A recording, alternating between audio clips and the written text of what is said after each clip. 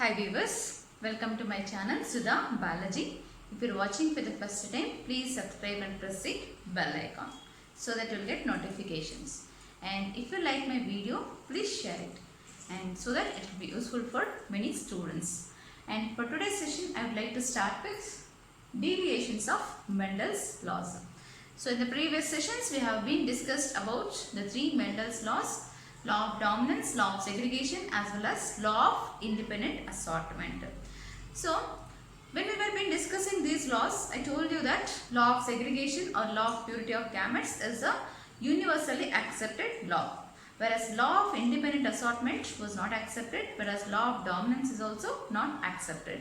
So there were some deviations for this. So law of independent assortment, for example, the 7 pairs of contrasting characters which Mendel has been selected, all these were present on different chromosomes, that is 1, 4, 5 and 7. So as these are present on different chromosomes, independent assortment would be possible. If these are present on the same chromosome, then independent assortment would not be possible. So the Mendel could not explain the concept of linkage.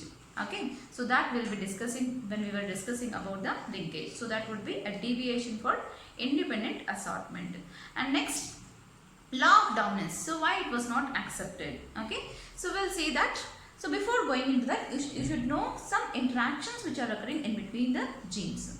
So that is intra-allelic interactions as well as inter-allelic interactions or intergenic interactions. So there are two types of gene interactions which are occurring in between the alleles. So first type of that is intra-allelic interaction, or it is also said as intragenic interaction. Okay. So to know this, you have to know what is a gene locus. Okay. So these two are homologous chromosomes, and the region where the gene located on a chromosome, we call it as locus. So this is a gene where the on the chromosome where it is located. Okay, so this is called as locus. So on the chromosome where the gene located, it is called as locus. And now one gene represents two alleles. So in a diploid setup of an organism, both the alleles are present. In haploid set, only one of the allele will be present. Now, so this is one allele and this is another allele which is present on the homologous chromosomes on the same site, same locus. Okay. So this is called as Y and this is small y. So capital Y, which we are representing it as yellow. Okay, and small y, which is representing as a green. Okay, so the alternative forms of alleles which are present on the homologous chromosomes at same locus. So this is one allele, capital Y, and this is another allele. And now the interaction which is seen in between this two, which are present on the homologous chromosomes at same locus. So that interaction we call it as intra-allelic interaction. So let's read out. The genetic interactions between the alleles present. So the alleles present on the same gene locus. See the same gene locus on two homologous chromosomes. These two are homologous chromosomes to produce a phenotype. Okay, as a result, expression together. So that is called as intra-allelic interaction, or it is also said as intragenic interaction. Why we are saying intragenic also? Because it is within the same gene the interaction is occurring. So we say even it as intragenic interaction. Okay, one gene with the two alleles. So it is intra-allelic between the two alleles which are present on the same homologous chromosome, that is on same locus. So now the interaction which is occurring between this, we are saying it as intra-allelic interaction. So what are the examples which can be seen under this? That is codominance as well as incomplete dominance. So these two are the examples which can be taken under intra-allelic interactions. So now, what is inter-allelic interaction or intergenic interaction, or even it is said as non-allelic interaction? Okay. So let us see with the same diagram once again. So let us draw two sets of homologous chromosomes. So this is one set. Okay. So this is another set. And now we'll write with the same alleles which are present here for you to understand. Okay. And now on this we'll take another alleles which are present on these two homologous chromosomes, that you can take it as violet, that is purple, and white. Okay, so these two are the alleles which are present on the homologous chromosomes on the same locus. So that is alternative forms of a gene. And now the interaction which is occurring within the same type of alleles, that means within the two alleles which are present on the same homologous chromosome and within the same gene. So that is intraallelic.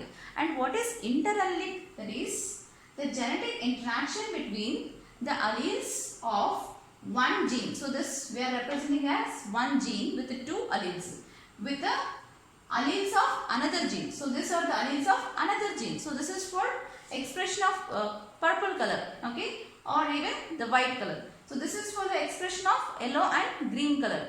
So now the interaction between the alleles of one gene, the alleles of one gene with the alleles of another gene are referred to as intergenic or interallelic or non-allelic interaction. So that is between these two alleles, if there is interaction which is occurring, and we call it as intergenic interaction. And interaction can be seen even between the alleles which are present on the same chromosome. So interallelic is even. So for example, this can be for round, and this can be for wrinkle. So now if the interaction which is occurring in between the alleles which are present, different alleles which are present on the same chromosome also can be said as intergenic interaction. So read this sentence out. So genes located on the same or on different chromosomes. So genes located on the same chromosome or on different chromosomes interact for expression of single phenotype. So this is called as intergenic or non-allelic interaction. So now examples which we can take for this is polygenic inheritance.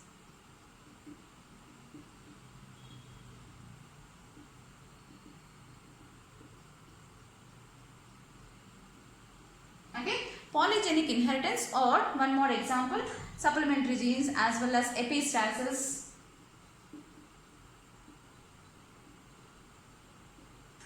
So all this can be considered as examples for intergenic interaction or non-allelic interactions.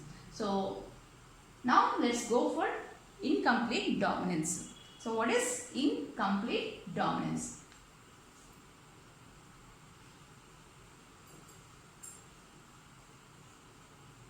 So incomplete dominance, which is an example which we are taking under intra-allelic interaction.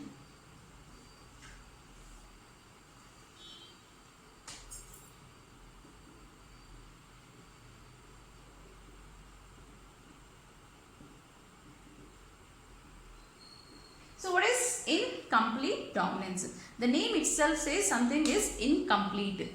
So the dominant allele or dominant gene is incompletely expressed over the recessive allele. So the dominant allele of a gene is incompletely expressed over the recessive allele. Then it is called as incomplete dominance. So for this result, the intermediate phenotype is being produced, that is called as incomplete dominance.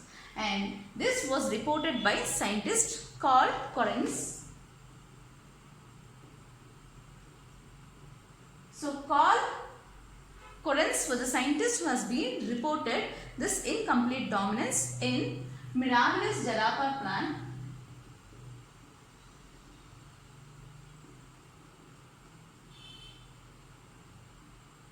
Mirabilis jalapa, a 4 o'clock plant, and as well as in Antirrhinum.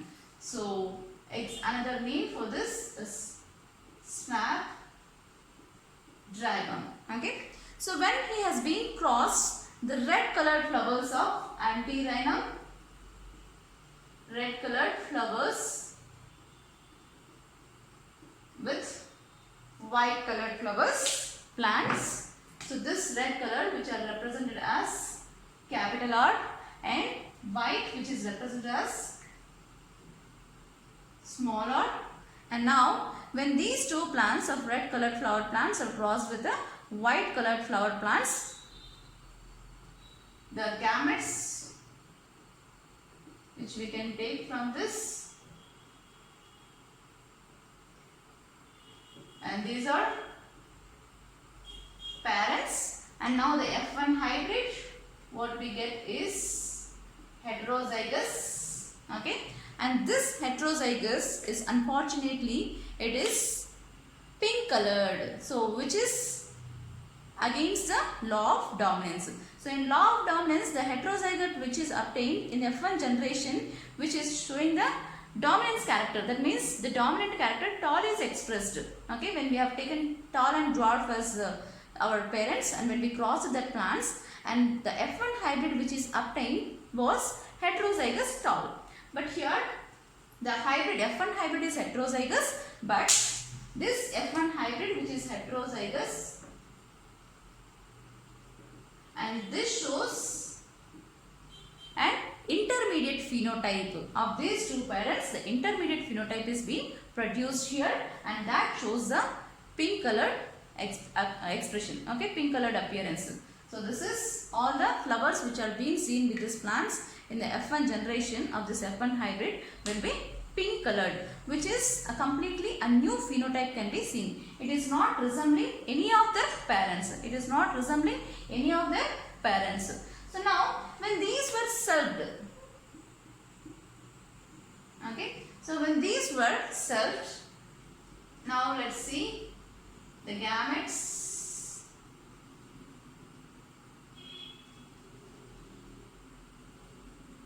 Capital R, small r, capital R, smaller, and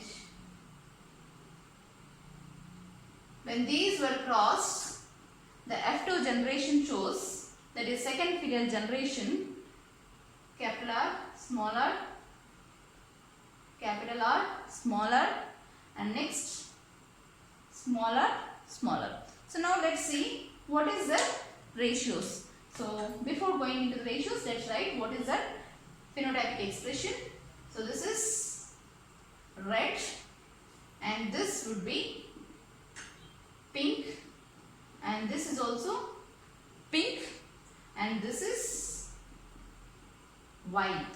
That means we are seeing the parental combinations as well as among with them we can even see the F1 hybrid along with the parental characters in the F2 generation. So in the second generation we can see even the parental characteristics, that is red as well as white, along with them 50% will be again the F1 hybrid which can be seen. So this phenotypic ratio can be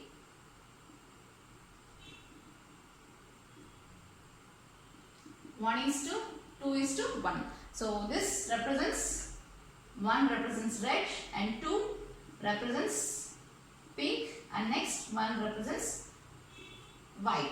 And what would be the genotypic ratio?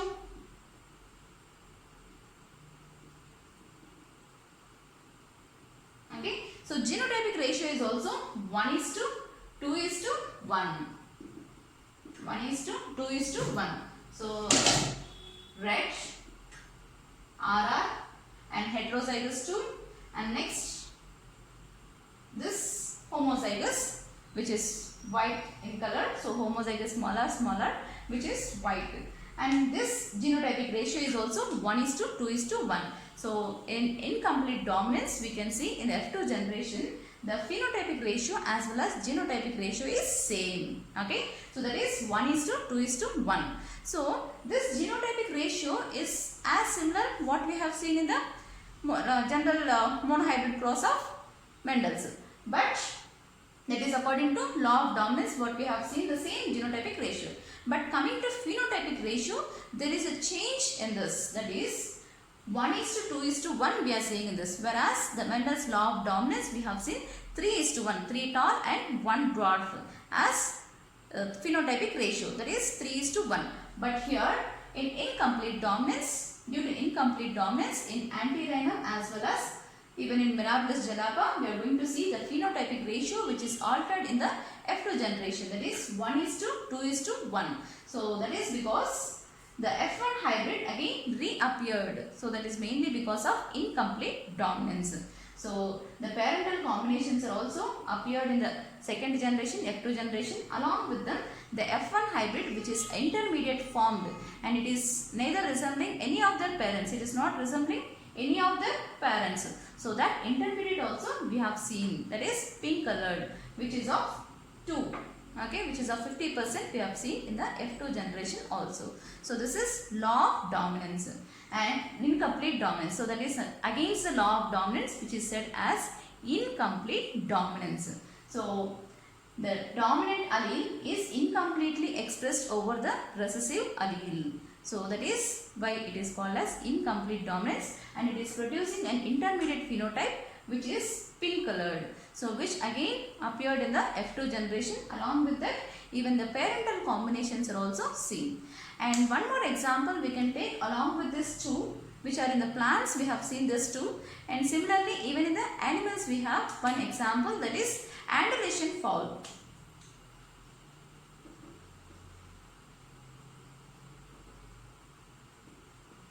Okay, so these Andalusian fowls which were black as well as white. So black and white were crossed. In the F1 generation they obtained blue colored. Okay, when black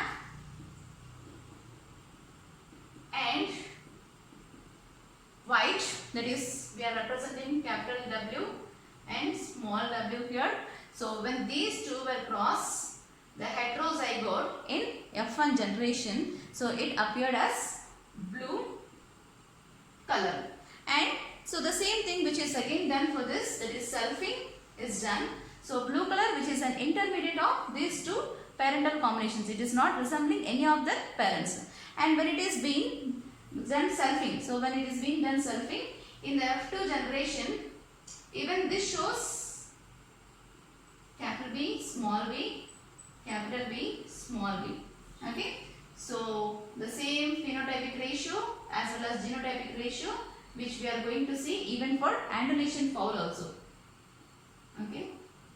So which is according to incomplete dominance, and it is against the law of dominance. So now this capital B, which is representing for black colored, and this is for heterozygous for blue color in F2 generation, and this represents white color. So 1:2:1, which is phenotypic ratio as well as genotypic ratio. Even in Andalusian fowl also it is same, 1:2:1. So the poultry members which they have no idea about this incomplete dominance, as because the blue colored varieties of fowls has more demand, they have been crossing only with the blue colored varieties for repeated generations, and they stopped crossing between black as well as white. And because they doesn't have the conceptual idea of this incomplete dominance, so they have been crossed only between this blue and blue. So in the next generation what they were getting, that is black also they were getting as well as white also they were getting. So they were surprised by this. So later on, with the awareness of incomplete dominance, even they came to know that it is when it is crossed with the black as well as white, the F1 hybrid which will be intermediate, which is blue colored, and it is because of incomplete dominance when this science has been come into existence. So this is about incomplete dominance. So we'll come with few more examples of deviations of Mendel's laws. So we'll go for next one, codominance, in the next session.